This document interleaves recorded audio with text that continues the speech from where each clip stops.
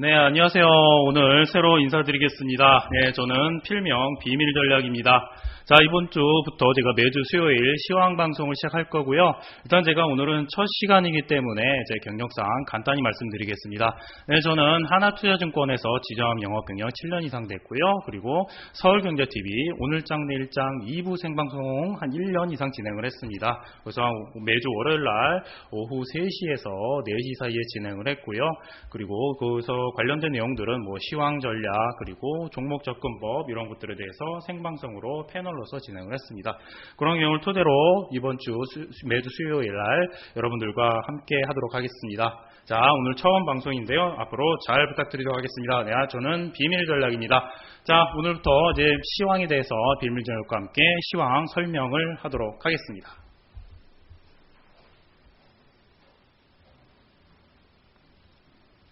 자, 지난주 어저께 시장 흐름을 보는 게 중요하겠죠. 자, 지난주 시장 요즘 미국 증시나 유럽 증시 하루는 올라가고 하루는 빠지고 이런 흐름에 따라서 시장의 등락을 좀 하고 있는 상황입니다. 하지만 지금 이번 주 같은 경우는 눈치 보기 장세이기 때문에 매일매일의 장세 흐름에 일회일배하지 마시라. 조금 수익 실현하시면서 현금을 확보하시는 전략이 필요해 보입니다. 자, 시황 설명하도록 하겠습니다. 자, 어제 오랜만에 미국 증시, 유럽 증시가 동반 상승 마감했습니다. 상승 마감했어요. 자, 이에 대한 설명은 차트 흐름을 먼저 보고 난 이후에 추가적인 설명을 드리도록 하겠습니다. 자, 글로벌 주식 차트 흐름입니다. 자, 미국 지수 어제 오랜만에 0.4% 정도 상승을 해서 18,160선을 기록했어요. 그동안에 다우 지수도 흐름도 빠졌던 흐름들이 다시 조금 회복을 하고 있다. 조금 이평선이 모여있는 구간이라고 보시면 될 것 같습니다. 자, 그리고 나스닥 지수입니다. 나스닥 지수 오랜만에 상승을 기록했네요. 한 0.8% 정도 올랐습니다. 나스닥 지수는 우리 한국의 코스닥 시장이라고 보시면 될 것 같아요. 전반적으로 상승 흐름을 기록하고 있어요. 자, 다른 신흥시장에서 비해서 미국 시장이 많이 올라갔던 이유는 자, 선진국 경기 흐름들이 좋게 나오고 있기 때문입니다. 그래서 12월 달에 금리 인상 가능성도 높아지고 있는 상황이다 라고 보시기 바랍니다. 자, 그리고 중요하게 볼 주요 지표, 요즘은 유가 흐름 조금 등락을 봐야 되는데요. 유가 어저께는 이제 WTI 원유 환율이 50달러를 하회했다가 다시 오늘 50달러 이상을 회복을 했습니다. 자, 그래서 연초에는 한 26달러 선까지 떨어졌다가 전반적으로 상승 흐름을 기록하고 있다. 그런데 여기 50달러에서 아마 강한 상승을 기록하기는 쉽지 않을 거예요. 왜냐? 자, 원유가 60달러 선까지 가게 되면 대체제 성격이 있는 미국의 셰일가스와 좀 부닥치게 돼요. 뭐가 문제냐? 지금 과거에 좀 유가가 급락을 했던 요인이 물론 감산을 하냐 증산을 하냐 관련 이슈도 있었지만 이제 대체적인 성격 미국 셰일가스의 원가 수준이 60달러 이상에 되게 되면 셰일가스 원가 수준에 도달합니다. 그래서 당분간 유가 흐름들 60달러 선까지 바로 가지는 못하겠지만 40달러 후반대에서 50대 초중반 흐름을 이어가지 않겠냐 이렇게 보시면 될 것 같습니다.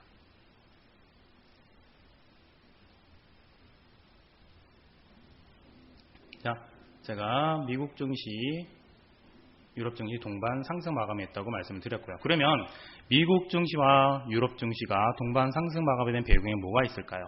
자, 첫 번째로 미국 증시 같은 경우 기업 실적이 좀 잘 나왔어요. 기업 실적이 뭐가 잘 나왔냐? 자, 일단은 그러면 미국 실적이 발표가 어떤 기업들이 나오는지 말씀드릴게요. 일단 제일 처음에 나왔던 업종이 알루미늄 업체인 알코아가 나왔어요. 알코아가 나왔고 그 이후에 JP모건, 골드만 체이스, JP모건 체이스 그리고 시티그룹 등이 자, 기업 실적이 금융주들의 실적이 좋게 나왔습니다. 그리고 나서 어저께 발표된 업종이 또 똑같은 금융업종인 골드만삭스예요. 골드만삭스 실적이 좋게 나왔습니다. 그런데 여기서 중요하게 보실 포인트가 뭐냐? 3분기 미국 기업 실적 같은 경우도 워낙 하향 조정폭이 계속 커졌어요. 실적이 안 좋게 나올 것이라는 부분들이 시장에 팽배해 있던 상황이었습니다. 그러면 실적이 하향 조정되고 있을 때 시장의 대응 포인트는 뭐냐? 예상치보다 좋게 나올 경우가 중요하다는 겁니다. 실적에 대한 예상치가 계속 하향 조정돼서 나왔기 때문에 예상치보다 하향 조정된 실적 예상치보다 좋게 나면 주가의 바닥을 확인했다라고 시장에서는 해석을 합니다. 이 부분 중요하니까 지금 최근에 코스피 지수 흐름도 2000선에서 급락하고 있기 때문에 글로벌 증시의 기업 실적 발표 흐름이 중요하다라고 보시면 될 것 같아요. 자, 간단히 말씀을 드리면 이제 골드만삭스가 3분기 순이익이 주당 이제 4.88달러로 기록이 됐어요. 전문가들의 예상치 3.74달러입니다. 자, 3.74보다 4달러 수준으로 나와서 예상치보다 좋게 나온 흐름이 나왔고, 매출의 흐름도 다 예상치보다 좋게 나왔던 상황이에요. 그래서 최근에 실적 발표 흐름들 시장에 영향을 줄 수 있다라고 보셔야 될 것 같습니다. 자, 그리고 두 번째로 경제지표입니다. 경제지표가 좀 좋게 나왔던 흐름들 말씀을 드릴게요. 자, 지금 미국 시장에서 금리 인상의 중요한 포인트로 잡고 있는 게 소비자 물가지수, 자 CPI라고 영어로 지는데요. 소비자 물가지수입니다. 소비자 물가지수가 우리 이제 이번에 9월 달에 발표된 수치에 따르면 전월 대비 한 0.3% 정도 상승을 했어요. 이거는 이제 5개월 만에 좀 강한 상승을 했고 전월에 한 0.2% 상승을 웃돌았어요. 그래서 지금 점점 미국 경제는 지금 강력한 상승 흐름을 기록할 수 있는 가능성이 커지고 있는 상황입니다. 자, 그러면 소비자 물가지수가 왜 올랐을까요? 자, 주택가격 상승을 했고, 그리고 원유 가격이 상승함에 따라서 에너지 가격이 상승했습니다. 주택가격 상승과 에너지 가격 상승이 전반적인 미국 소비자 물가지수 상승에 영향을 줬다라고 보시면 될 것 같아요. 자, 미국 시장 많이 올랐던 요인, 소폭이나마 상승했던 요인이 기업 실적과 경제지표 호조에 영향을 받았다라고 보시면 될 것 같아요. 자, 경제지표 또 한 가지 또 말씀드리면 또 주택시장지수도 발표됐습니다. 주택시장지수가 10월달 지수가 63을 기록했어요. 보통 주택시장지수 흐름이 50보다 이상을 나오면 경기가 회복을 하고 있다라고 보고 있습니다. 지금 이제 9월달 발표 지수가 65 정도로 발표가 됐는데 그게 사상 최대치였습니다. 그 최대치 흐름을 기록하고 있어서 지금 미국 시장 같은 경우 과거에 금융위기 당시에 많이 문제가 됐던 주택가격 요인들을 회복을 하고 있다라고 보시면 될 것 같아요. 자, 그리고 그 다음으로 말할 요인들이 뭐냐? 국제유가입니다. 국제유가. 어제만 해도 뭐 감산 안 하겠다, 뭐 지금 이란에서 이런 이슈가 나왔는데 오늘은 또 다시 또 감산 합의 실행 발언이 나왔습니다. 그래서 50달러를 다시 회복을 한 흐름입니다. 자, 석유 수출국 기구 오펙 사무총장이 발언을 했는데요. 자, 지난 9월 달에 감산 합의를 했어요. 그 감산 합의를 실행에 옮기고 원유 시장을 안정시키겠다라고 발표를 했어요. 전반적으로 또 예상하는 게 뭐냐? 2014년 이후에 시장 급락에서 재균형을 받는 작업을 시작을 하겠다. 그래서 감산 합의가 이행될 것이라는 기대감이 높아지고 있습니다. 실제 실행 여부는 이제 국가들 간에 특히 중동 국가들 간에 사우디아라비아나 이란 이런 중동 국가들 간의 합의는 필요해 보이지만 적어도 추가 하락의 가능성은 점점 낮아지고 있다. 그래서 당분간 유가 흐름 제가 뭐라고 말을 했죠? 40달러 후반이나 50달러 초반대에서 당분간 등락과 행보 흐름을 기록할 가능성이 크다라고 말씀을 드렸습니다. 자, 그러면 제가 합의사항을 말씀드렸고요. 제가 아까 초반에 말씀드렸던 부분이 미국 증시는 어떻게 상승을 했는지 기록을 말씀을 드렸어요. 그럼 유럽 증시 상승폭은 어떻게 기록이 됐느냐? 유럽 증시도 조금 동반적인 흐름을 기록을 했습니다. 최근에 원자재 좀 가격들이 조금 회복을 하고 있어요. 원자재 가격. 왜냐하면 주식만 갖고 경기가 올라갈 수는 없기 때문에 대체적인 성격인 원자재 가격 흐름도 같이 좀 이어가야 됩니다. 그런데 원자재의 가격 지금 흐름도 좋아서 지금 유럽 시장 같은 경우 원자재 가격 상승과 그리고 지금 유럽 같은 경우는 영국 브렉시트 관련 우려가 완화되면서 3대의 지수가 상승 마감을 했는데요. 독일 지수도 1%, 그리고 영국 지수도 한 0.7%, 그리고 프랑스 지수도 1.3% 정도 상승 마감을 했습니다. 자, 그 다음 포인트 또 말씀을 드릴게요. 자, 제가 초반에 말씀드렸던 22 통화정책회의입니다. ECB 통화정책회의가 지금 20일 날 열릴 예정이고, 지금 저희가 확인할 수 있는 부분들은 이제 금요일 날 장 끝나고 이제 토요일 새벽에 알 수 있기 때문에 이제 그때 다음 주 장세에 좀 영향을 미칠 것 같습니다. 그래서 이번 주 장세는 눈치 보기 장세가 이루어진다. 그러면 ECB 통화정책에서 이슈가 되는 건 뭐냐? 그동안에 이제 통화정책 회의를 했던 부분을 보게 되면 예전에 ECB 같은 경우가 지난해 2015년 3월부터 올해 3월까지 매달 600억 달러에 600억 유로입니다. 600억 유로 죄송합니다. 600억 유로의 채권을 매입을 했어요. 그러고 나서 올해 4월 달부터는 또 이게 규모가 늘어나서 800억 유로로 늘어났습니다. 근데 지금 이게 언제 만료가 됐냐? 내년 2017년 3월 달에 마감이 돼요. 2017년 3월에 마감을 합니다. 그런데 지금 시장에서 이슈가 되는 건 뭐냐? 이 규모를 줄이겠다. 중지될 수 있는 가능성이 있다. 몇 달 전만 해도 그냥 당연히 이제 늘어나는 것 아니냐 이런 얘기들이 나왔는데 지금 20일 통화정책회의에서는 이런 양적 완화 규모를 줄이는 테이퍼링을 실시하느냐, 연장을 하느냐, 중지를 하느냐 조금 기로에 와 있는 상황입니다. 그래서 그 통화정책회의가 발표 나기 전까지는 눈치 보기 장세가 연출이 될 가능성이 크다라고 말씀을 드리고요. 자, 그리고 중국 지표 경제지표 말씀드렸어요. 중국 오늘 아마 발표될 것으로 예상이 되는데 중국 3분기 GDP 경제지표가 발표가 됩니다. 그 지표가 지금 현재 예상치로는 한 6.7 정도 나올 거라고 예상을 하고 있어요. 중국 같은 경우도 GDP 성장률이 과거와 같은 폭발적인 상승을 기록하기는 쉽지 않다. 하지만 지금 시장 예상치에 나오고 있는 그런 흐름들로만 나와주더라도 시장에 조금 안전판 역할을 할 수 있다. 그래서 민감한 지표이기 때문에 3분기 GDP 경제지표 발표 흐름에 주목하자. 자, 그리고 세 번째로 3분기 기업 실적에 주목하자라고 다시 한번 강조를 드리겠습니다. 글로벌 시장 이번 주는 눈치 보기 장세 흐름이다. ECB 통화정책회의를 앞둔 관망 흐름이 이어질 수 있는 공산이 크다라고 보시면서 이번 주 시황을 대응하시기 바랍니다. 자, 그러면 미국 시장, 글로벌 시장 흐름은 봤는데 국내 시장 흐름은 어떨까요? 자, 국내 시장 흐름 일단 주요 이슈에 대해서 말씀드리고 지금 시장 흐름을 다시 한번 차트나 이런 흐름들을 보고 말씀드릴게요. 자, 일단 먼저 코스피 지수 보겠습니다. 자, 코스피 지수 제가 2,000장 근처에서 공방을 벌였다고 말씀을 드렸는데 어저께 같은 경우는 한 0.6% 정도 상승을 해서 2,040선을 다시 회복을 했어요. 자, 하지만 이 추가적인 상승 여부는 아직까지는 눈치 보기 장세될 가능성이 크다. 보시면 아시겠지만 상승 종목이나 하락 종목을 봤을 경우에 상승 종목이 눈에 띄게 늘어나고 있지는 않아요. 왜냐하면 시총 상위 기업인 대형주 위주의 장세 흐름이 연출이 되기 때문에 특히 삼성전자 쪽으로의 등락이 계속된 장세 흐름들 이번 주도 이어질 것으로 예상이 됩니다.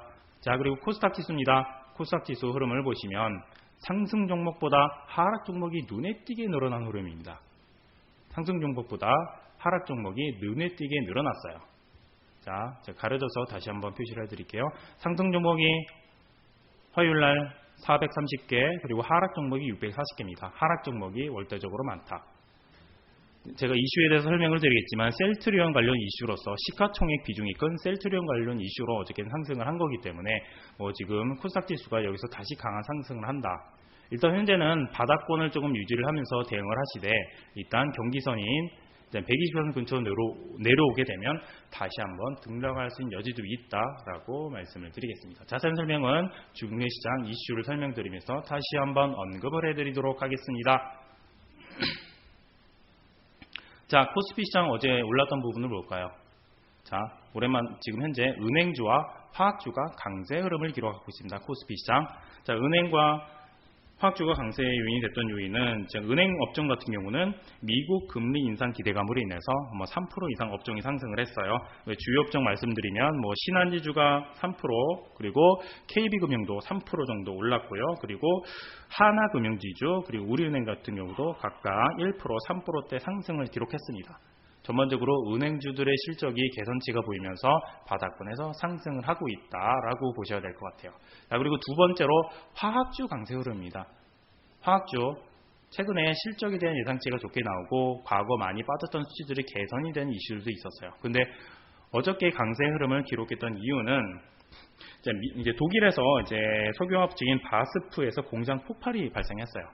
공장 폭발이 받게 돼서 관련 제품들의 상승이 이어질 가능성이 있다.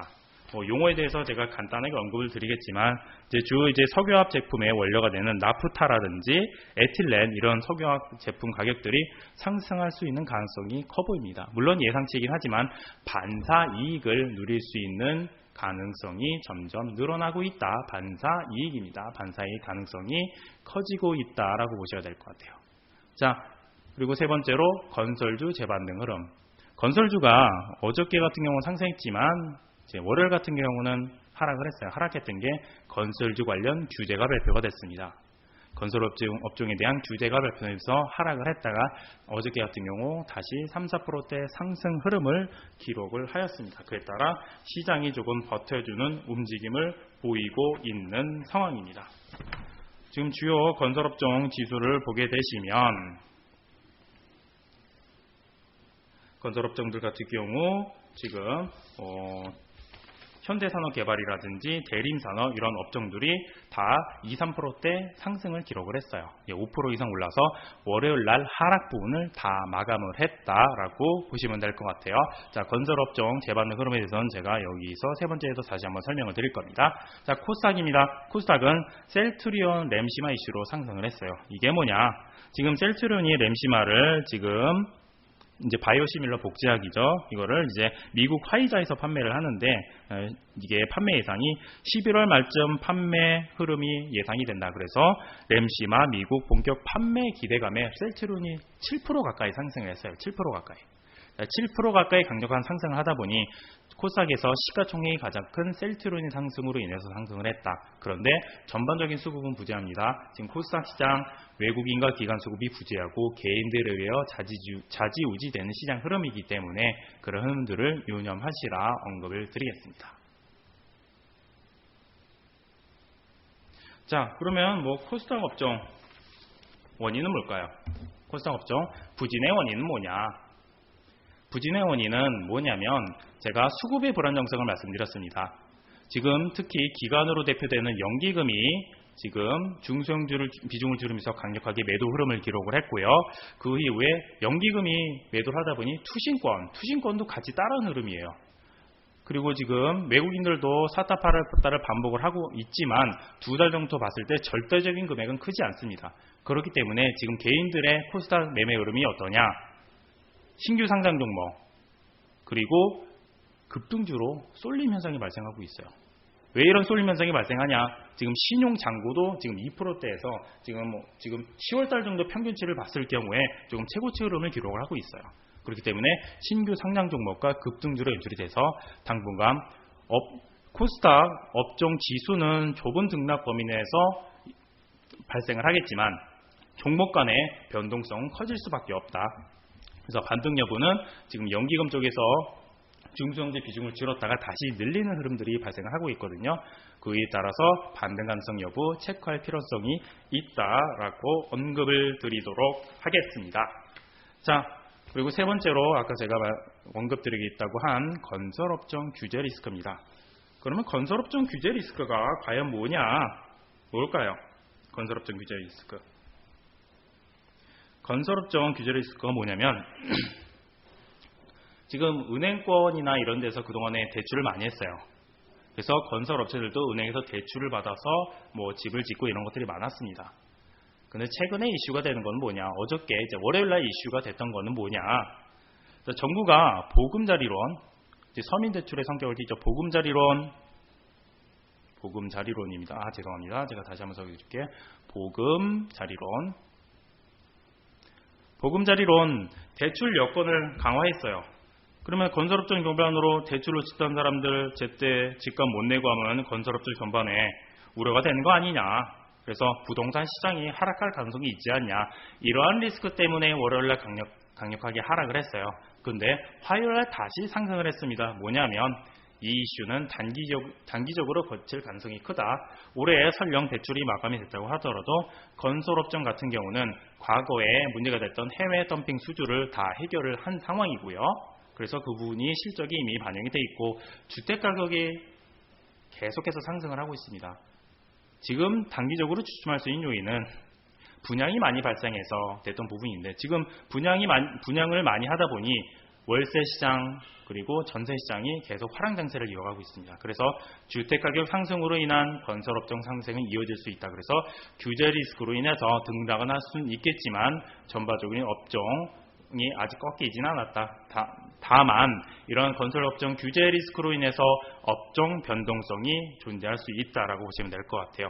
자, 건설업종 지수 상승률을 올해 초부터 보게 되면 올해 연초 대비 코스피 지수 상승률 한 6%대에 비해서 건설업종은 이 2배인 12% 상승을 기록했습니다. 여전히 업황 가능성이 여전히 긍정적으로 아직은 남아있다라고 보시면 될 것 같아요. 특히 전문가들 예상치에 따르면 주택가격 상승이 저금리 기조 지속이라는 구조적인 요인이 강한 만큼 단기적으로 주택가격의 급락 가능성이 낮기 때문에 단기적으로 다시 반등의 흐름을 기록했다라고 보시면 될 것 같아요. 수급 흐름도 좀 받쳐주고 있기 때문에 이제 큰 걱정이라기보다는 향후 이슈에 따른 분석이 중요하다라고 보시면서 시장 대응 포인트를 잡으시기를 바랍니다.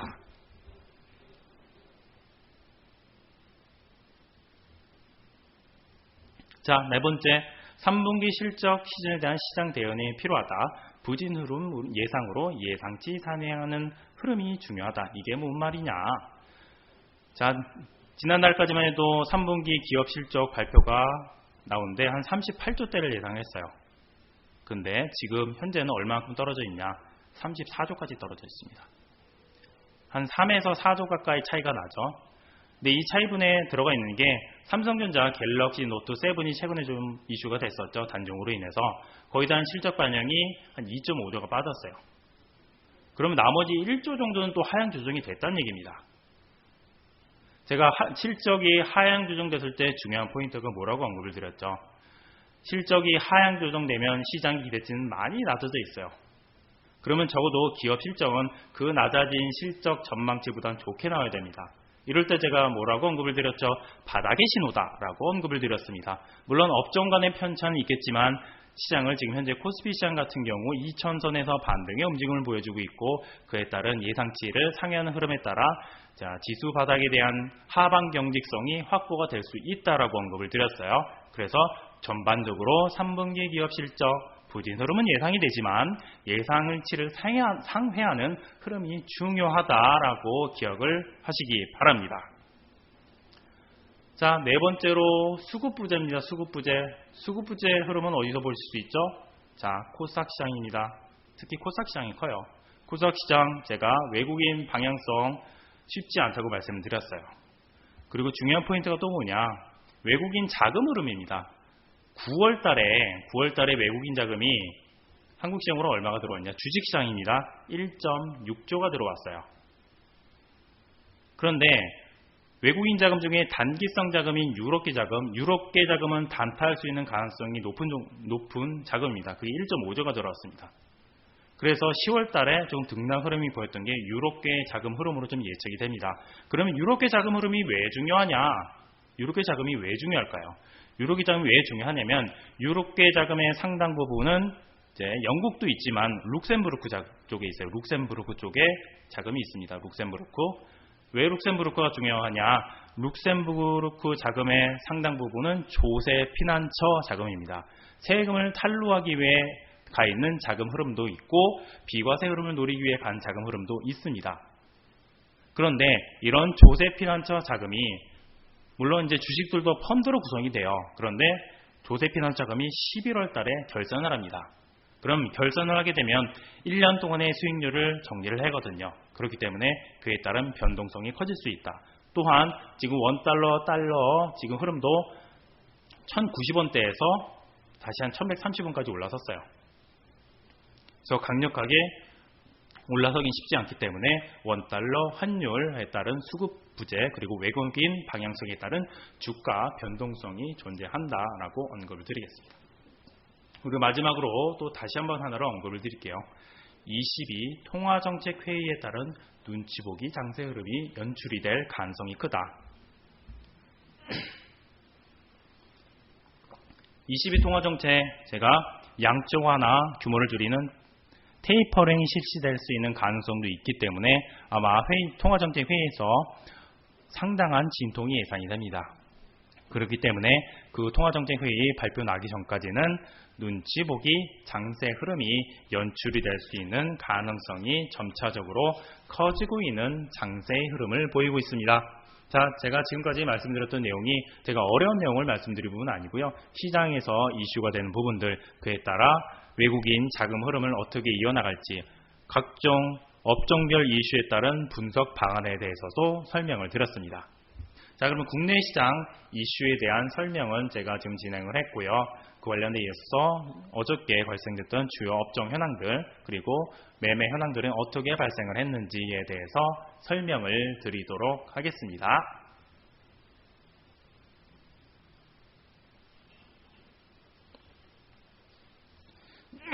자, 코스피 코스닥 지수 현황은 제가 언급을 드렸어요. 종합주가지수 2000선 초반대에서 등락을 하는 움직임이 발생할 수 있다. 코스닥지수 좁은 박스권 내에서 업종 간의 순환매 장세라기보다는 시가총액 총액이 많이 큰 기업이라든지 개인의 쏠림 현상에 따라서 코스닥시장 등락 흐름이 발생할 수 있다라고 언급을 드렸습니다. 그러면 코스피, 코스닥 투자자 매매 동향은 어떻게 발생을 했는지 그 부분에서 설명하면서 시장 대응 포인트를 잡도록 하겠습니다. 자, 코스피 시장 어제 같은 경우 오랜만에 외국인과 기관이 양매수가 들어왔네요. 연기금이 다시 매수를 재개한 흐름입니다. 근데 투신권은 여전히 소폭 매도예요. 그리고 8월 17일부터 흐름을 보게 되면 외국인 순매수 흐름이 이어졌지만 여전히 기관 흐름은 매도 흐름입니다.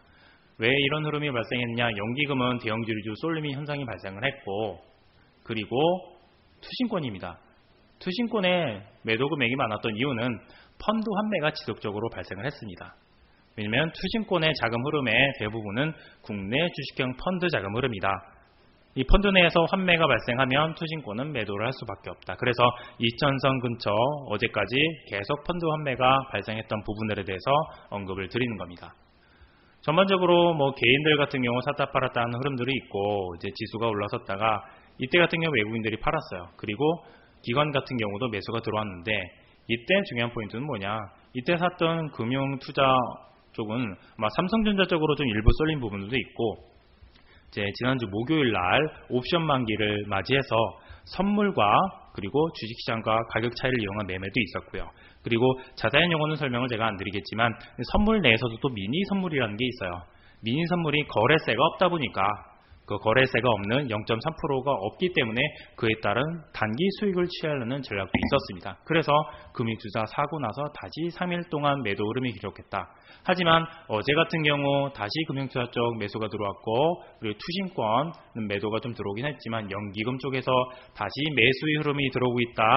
2000선 근처에서 하방 경직성을 확보하고 있는 흐름이 연출이 되고 있다라고 보시면 될 것 같습니다. 자, 그러면 코스피 투자자 매매 동향을 봤으면 자, 코스닥 투자자 매매 동향도 언급을 드리도록 하겠습니다. 자, 코스닥 매매 동향 자, 여전히 흐름 안 좋습니다. 개인들만 매수를 하고 있어요. 외국인, 기관 계속 매도 흐름을 기록하고 있습니다. 자, 중요한 포인트 기관이 더 중요한 자, 연기금 한 이틀 하는 것 같더니 또 매도예요. 그리고 투신권도 매도입니다. 그리고 절대적인 금액 수치를 봤을 경우에 8월 한 17일부터 흐름을 보게 되면 연기금이 팔았던 금액은 1,400억 정도가 되는데 투신은 4,700억이에요. 왜 여기서 차이가 많이 날까요? 수급이 불안정하다라고 말씀드렸고 적은 거래량 갖다 주가 유동이 많이 이루어진다라고 말씀드렸습니다. 자, 죄송합니다. 그러면 기관들의 매매 패턴은 어떻게 흘러가느냐? 연기금이 매도를 하면 투신권은 그대로 따라하는 흐름이 연출이 되고 있다. 그래서 연기금이 매도를 이 정도 하는데 투신권은 더 많이 파는 흐름입니다. 그래서 연기금이 올해 6월 달에 이제 대형주의적 장세 흐름을 기록해야 된다고 얘기를 하는 바람에 전반적으로 코스닥 시장이 많이 빠졌어요. 그래서 투신권도 연기금의 흐름에 따라서 같이 동행하는 흐름을 보이고 있습니다. 그런데 올해 지금 10월 6일경에 이제 연기금에서 중소형주 펀드 5개사를 추가를 지정했습니다. 그래서 그 자금 집행 가능성이 남아있기 때문에 물론 여기서 추가 하락이 급격하게 이루어지지는 않겠지만 급격한 상승도 어렵다. 수급이 부재한 시장 쪽에서 개인들만 매수하는 시장이 연출이 되고 있다. 그래서 코스닥 시장 업종 간의 종목 간의 단타 스윙 전략 흐름이 중요하다라고 말씀드렸습니다. 그래서 저희 회사 프로그램인 지금 역산 검색기라든지 보유선 대응을 통해서 위험 관리를 철저히 하시기를 부탁을 드리겠습니다. 자, 지금 현재 업종 현황부로 보고 있습니다. 그러면 제가 코스닥 매매 동향을 또 말씀을 드리도록 할게요. 잠시만요.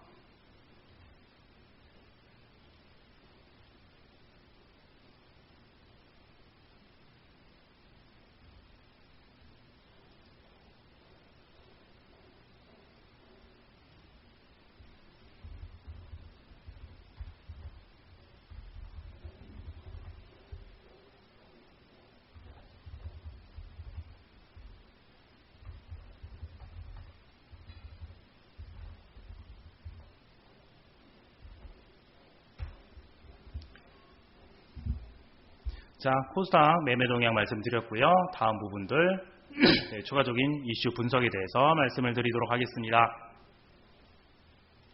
자, 코스피 종목 현황은 과연 어저께 어떻게 흘러갔느냐에 대해서 이슈 분석을 들어가도록 하겠습니다.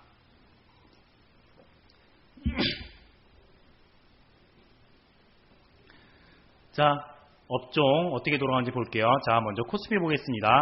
코스피 같은 경우 포스코 철강주들 요즘 실적이 좋게 나오고 있거든요. 그래서 포스코 지금 3% 정도 상승, 외국인들이 매집을 들어갔고요. LG화학 그리고 삼성 하나테크인 그리고 지주한 SK 쪽으로 매수세가 들어오고 있는 상황이고요. 기관 같은 경우도 어떤 흐름이 이루어지고 있냐. 코덱스 레버리지 쪽으로 들어갔습니다. 그리고 삼성전자 포스코 흐름으로 들어갔어요. 자, 기관이 코덱스 레버리지로 왜 몰릴까요? 수급이 불안정하다 보니 지수로 베팅이 들어가는 겁니다. 그래서 코스피 시장도 여전히 하방 경직성은 확보를 하고 있지만 시장에 등락을 할 수 있는 여지는 여전히 커지고 있다라고 보시면 될 것 같아요. 제가 요 매도 흐름을 왜 보고 말씀드리냐. 외국인 포스코 기관 샀어요. 근데 개인들은 어떻게 할까요? 개인들은 포스코 매수 흐름 이어지고 있고 코덱스 레버리지 또한 매도 흐름을 기록하고 있습니다. 개인과 외국인 기관이 반대 흐름을 기록하고 있다. 주가가 지지하면서 올라갈 때 변함없이 발생하는 흐름입니다. 외국인 기관이 매수한 종목, 개인들은 매도를 하고 외국인 기관이 판 종목, 개인들이 매수에 들어갑니다. 자, 시장 흐름들 변치 않는 흐름들을 보여주고 있다. 그래서 외국인 기관이 코스피 시장 같은 경우는 매수하는 업종의 흐름을 주목하자. 그리고 업종 간의 단기적인 흐름에 주목하자라고 언급을 드리겠습니다. 자, 코스닥 시장 흐름입니다. 코스닥 시장 흐름. 종목 간에 지금 매일매일 종목 흐름 비교하면 상위에 올라와 있는 종목 흐름이 매일 바뀌어요. 지금 주요 제값진 휴젤 외국인 매수 들어왔고요. 그리고 인바디 그리고 SFA 이런 쪽으로 매수가 들어왔습니다. 그리고 어저께 이제 셀트리온이 기관이 매수가 들어왔는데 램시마 상승 가능성이 있었죠. 그래서 지금 기관은 셀트리온 쪽으로 매수가 강력하게 들어왔고 외국인들 휴젤과 같은 업종으로서의 매수 흐름이 연출이 되었습니다. 그런데 지금 보시면 개인 흐름은 미톤을 잘 매수했어요. 많이 매수했습니다. 미톤을 외국인 기관은 어떻게 했을까요?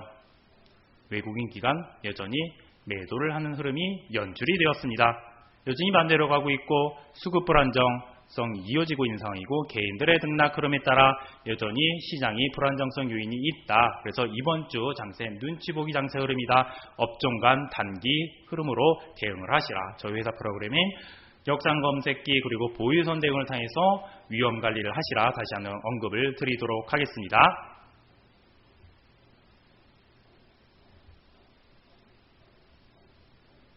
자, 그럼 제가 지금까지 몇 가지 언급을 드렸고요. 제가 이제 마지막으로는 또 펀드 자금 동향도 좀 말씀드릴게요. 자, 펀드 흐름이 왜 중요할까요? 최근에 투신권의 매도 흐름이 계속해서 이어지고 있는 상황이고 수급이 불안합니다. 그러면 자금이 들어올 수 있는 출처가 있어야 돼요. 그래서 국내 주식형 펀드 쪽의 자금 이익이 이루어지는지 흐름을 지켜봐야 할 필요성이 있습니다. 과거 2005년 이후에 주가 강력한 상승을 기록했을 경우에 펀드 자금이 유입이 됨 따라 시중 유동성이 넘쳐났거든요. 그렇기 때문에 자금 유입 흐름이 중요하다라고 언급을 드리겠습니다. 자, 국내 주식형 펀드 흐름이 어떻게 됐을까요? 이 수치는 보통 이틀 전 수치로 기록이 돼요. 근데 7거래일 정도 계속 하락을 했다가 이제 월요일 흐름이죠. 월요일 흐름이 월요일 날 8거래일 만에 자금 순유입이 기록했어요. 순유입을 기록한 흐름 보면 2000선 코스피 지수가 2000선 초반으로 떨어졌을 때의 흐름과 무관하지 않다라고 보시면 될 것 같아요. 그래서 지난 19일 날 상장지수 펀드를 제외한 국내 주식형 펀드에서 552억이 순유입됐습니다. 그러면 여기서 새로 들어온 건 뭐고 환매된 건 뭐냐? 새로 들어온 자금이 한 870억, 그리고 펀드 환매된 자금이 300억 정도가 기록했습니다. 펀드 환매된 자금보다 새로운 들어온 자금들이 늘어났다. 이건 중요한 포인트입니다. 중요한 포인트로 여러분들이 보시면서 시장을 대응을 하시길 부탁을 드리겠습니다. 2000선 근처에서 이탈이 발생할 수도 있겠지만 그 근처에서 바닥을 달리기 위한 치열한 공방이 이루어질 수 있는 가능성이 크다라고 시장을 해석을 하시기 바랍니다. 자, 그리고 두 번째로 단기금융 상품인 MMF 자금 흐름 순유입의 흐름이 중요하다. 왜 MMF 자금 순유입 흐름을 기록하냐면 MMF 지금 자금이 이제 월요일 같은 경우 또한 4천억 원 정도가 순유입이 됐어요. 그리고 설정의 원본은 120조 가까이 됩니다. 물론 이 자금이 단기성 자금들도 있기 때문에 다 주식시장으로 들어오긴 쉽지는 않지만 이 자금들이 저금리상 이슈가 지속되는 이상 국내 주식형적으로 자금 유입도 일부 될 수 있는 가능성을 배제할 수는 없습니다. 그렇기 때문에 펀드 자금 동향, 국내 주식형 펀드 흐름, 그리고 단기금융 상품 흐름에 주목을 하자라고 언급을 드리겠습니다. 자, 요약해서 흐름을 말씀을 드릴게요. 빠르게 말씀드리겠습니다. 글로벌 시장, 미국 기업 실적, 중국 경제 지표 흐름에 주목하고 22 통화정책 앞둔 경계감에 주목하자라고 언급을 드리고, 자, 그리고 국내 시장 같은 경우 3분기 기업 실적 발표, 그리고 규제 이슈, 주식시장 움직임, 그리고 수급 보제로 인한 외국인 매매 동행 파악, 그리고 중국 경제 지표에 따른 시장 변동성에 주목해라라고 언급을 드렸습니다. 오늘 제가 언급된 포인트를 주요 보이시고 시장 대응 포인트를 가지셔야 될 것 같습니다. 자, 여러분들 오늘 하루 주식시장 아마 지금 시장은 약보합 정도로 시작이 될 것 같은데요. 이번 주 장세 눈치 보기 장세 흐름이기 때문에 변동성이 있더라도 적절히 현금 보유하시고 단기적으로 대응을 하시면서 관망 흐름, 시장 흐름 대응하시기를 부탁을 드리겠습니다. 네, 시장 흐름들 그렇게 대응을 하시기를 부탁을 드릴게요. 자, 그러면 방송 지금 선제공룡 전문가님께 아침 방송을 시황 방송을 마치고 종목 상담 쪽으로 넘겨드리도록 하겠습니다. 자, 오늘 하루도 힘찬 하루 되시고요. 지금까지 시황 비밀 전략이었습니다. 다음 시간에 또 다른 뉴스를 갖고 여러분들과 뵙도록 하겠습니다. 감사합니다.